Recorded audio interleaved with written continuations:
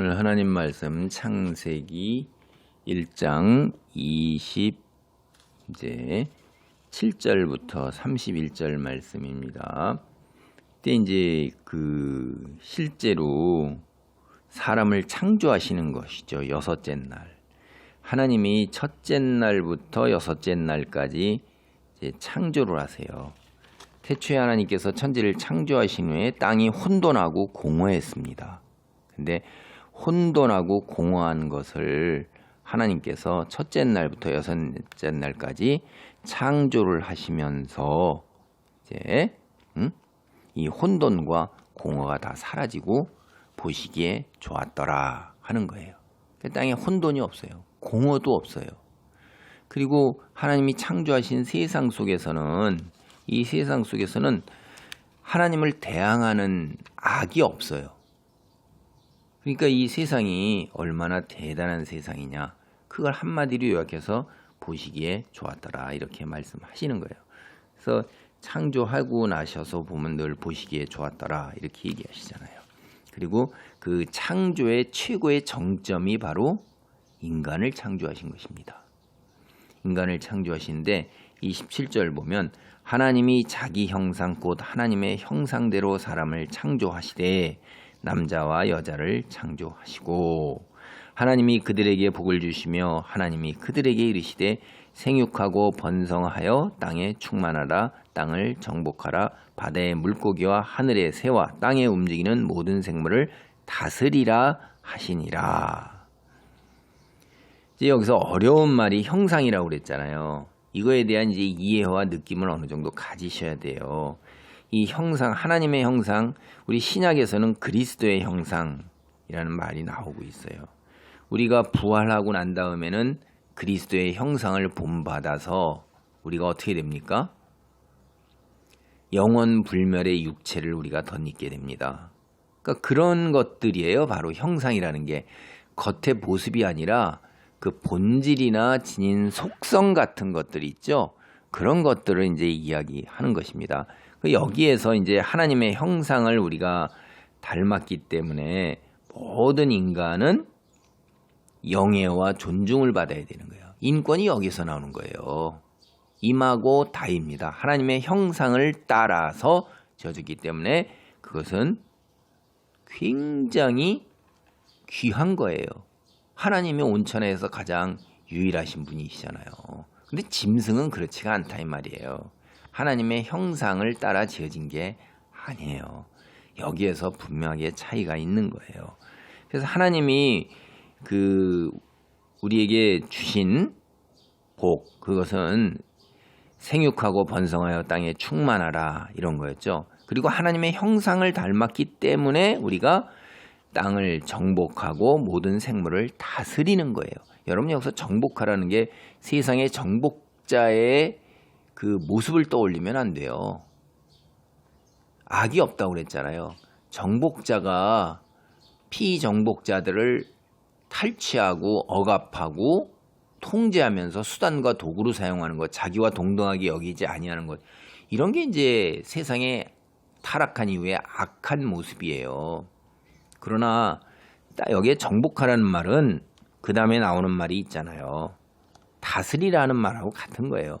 그러니까 하나님의 형상대로 창조받았기 때문에 우리는 하나님께서 이 창조하신 피조 세계 안에서 하나님을 대신해서 하나님의 대리인으로 청지기로 땅을 다스리고 관리하고 생물을 다스리고 관리하는 그런 위치에 쓰게 된 거예요. 이게 하나님의 형상을 덧입었기 때문에 그런 거예요. 하나님께서 우리를 통치권을 위임하신 거예요. 일부를. 이게 하나님의 형상이라는 거예요. 하나님이 지니신 형상이 신적인 성품이나 능력이나 이런 것 같은 것들 있죠. 가지고 계신 것들, 속성. 그래서 우리 안에 신의 그 놀라운 성품을 따라서 우리도 온전하기를 바라고 죽지 않는 영원을 사모하고, 그래서 하나님이 우리에게 영원 불멸로 나아가게 하시잖아요. 그런 게 형상이에요. 그런 게 형상을 닮았기 때문에 그런 겁니다. 그래서 형상에서 이게 모양을 따라 닮았다. 겉 모습이 그럼 이렇게 단순하게 생각할 문제가 아니에요. 그래서 여러분 형상이라는 게 이제 느낌이 오셨을지 모르겠는데, 그래서 일단 여기 안에서는 하나님의 그 통치권을 우리가 하나님의 형상을 닮아서 온 세상에 있는 모든 생물을 우리가 다스리고 통치할 수 있는 놀라운 거고, 우리가 서로 사랑하고 배려하고 이해하고 영혼 이런 걸로 나아가게 되는 겁니다. 29절입니다. 하나님이 이르시되 내가 온 지면에 씨 맺는 모든 채소와 씨 가진 열매 맺는 모든 나무를 너희에게 주노니 너희의 먹을거리가 되리라. 여기 보면 우리의 먹을거리는 하나님께서 29절에 뭐죠? 채소하고 열매였어요. 그 다음에 30절도 보면 또 땅의 모든 짐승과 하늘의 모든 새와 생명이 있어 땅에 기는 모든 것에게는 내가 모든 푸른 풀을 먹을거리로 주노라 하시니 그대로 되니라. 그러니까 29절 30절로 보면 생명이 있는 것들끼리 포식자가 되지를 않았다는 걸 우리가 알 수가 있어요. 모두 다 채소와 열매와 풀을 먹을거리로 했던 것입니다. 그러니까 이 속에서 피 흘림이 없는 거죠. 악함이 전혀 없는 거예요. 우리가 이제 새하늘과 새 땅이 되면 이사야서에 보면 그 짐승들이 풀을 먹고 독사굴에 손을 넣어도 어린아이가 괜찮다는 이야기가 나와요. 바로 이러한 모습이 그러한 것들을 이야기하고 있는 것입니다. 그래서 31절에 보면 하나님이 지으신 그 모든 것을 보시니 보시기에 심히 좋았더라. 여기에 이제 여섯째 날까지 창조를 하시고 나서 좋았더라, 보시기에 좋았더라 앞에 심히 좋았더라는 것은 총체적인 거예요. 여섯째 날까지 창조가 됐을 때 이제 완성이 되었잖아요. 그렇죠? 보시기에 좋은 건 제가 다시 한번 말씀드리지만 질서와 그 다음에 그 안에 조화와 균형이 있고 평화가 넘치고 사랑이 있는 거예요. 어둠이 사라진 것입니다. 빛이 있고, 그리고 심지어 어둠조차도 그 속 안에 인간을 혹은 모든 피조물들을 괴롭히거나 재앙으로 몰고 가는 게 없고 하나님을 대항하는 게 없다 이 말이에요.